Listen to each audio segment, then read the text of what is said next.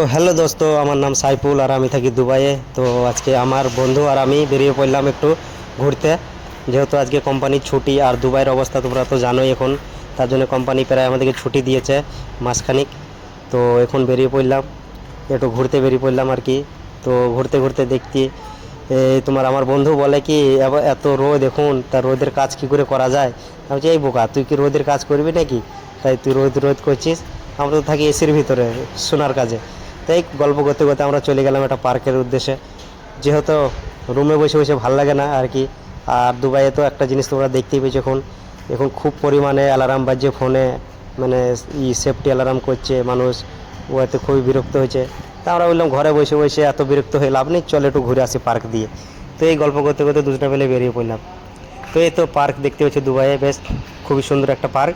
আর একটা পুকুর আছে, পুকুর বলবো না, এটা ছোটো একটা তালাব টাইপের আছে, পুকুর টাইপেরই, কিন্তু এটা অনেক সুন্দর আর কি, আমাদের দেশের পুকুর না।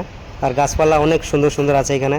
তো আমরা দুজনে মিলে একটু বসে গল্প করতে লাগলাম আর চিন্তা করলাম কি এত সুন্দর সুন্দর বিল্ডিংয়ের মাঝে এই গার্ডেনটা খুবই সুন্দর।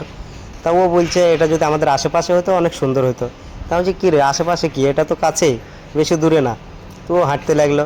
আর এখানে দুই রকম রাস্তা আছে, একটা হচ্ছে সাইকেল চালানোর জন্য, আর একটা হচ্ছে তোমার এমনি মানুষ হাঁটার জন্য। তা যে মানুষ হাঁটার জন্য যে রাস্তাটা, এটা কিন্তু একটু অন্য, আমাদের দেশের মতো লাই কি আলাদা রাস্তা। এটাতে একটু রাবার টাইপের ফিল আছে আর কি, শক্ত না, একদম নরম টাইপের। দেখো হাঁটতে খালি পায়ে কিংবা জুতো পরে হাঁটলে পরে খুবই সুন্দর একটা লাগবে। তা হাঁটতে হাঁটতে ও বলছি, এই কী, পা তো দেবে যেছে। আমি বলছি হ্যাঁ তাই তো রে। তারপর আমরা চিন্তা করলাম এই রাবার টাইপের রাস্তা তো আর কি। ও বলছে আমাদের ওইদিকে আছে কি না জানি না। আবার আমরা একটু ক্লান্ত হয়ে বসে পড়লাম দুজনে মিলে। আর যেহেতু আমরা রোজা আছি, তার জন্য বেশি গরমে হাঁটতে ভালো লাগছে না আর কি। তা আমরা হাঁটতে হাঁটতে ওয়াশরুমে চলে এলাম।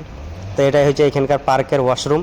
তো দেখতে পাচ্ছ কত সুন্দর পরিমাণে ওয়াশরুমটা, এখানে পুরো একদম ক্লিন। এরকম বাথরুম আমার মনে হয় 5 স্টার হোটেলে হয় আর কি। এটা হচ্ছে তোমার পার্কের বাথরুম, পাবলিক টয়লেট আর কি, খুবই সুন্দর। তা আমি বাথরুমটা দেখে আমি বললাম বাহ, এরকম বাথরুম তো আমাদের বাড়িতেও থাকে না মানুষের আর কি।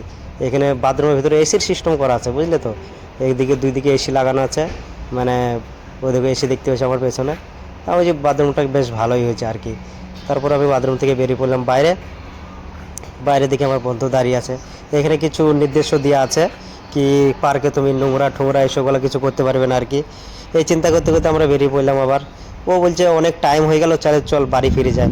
আমি যে চ তাহলে বাড়ি ফিরে যায় আর কি। আর চিন্তা করতে করতে আমরা ফেরাই রুমে ফিরে এলাম। তো আবার দেখা হবে নেক্সট ভিডিওতে। ভিডিওটা কেমন লাগলো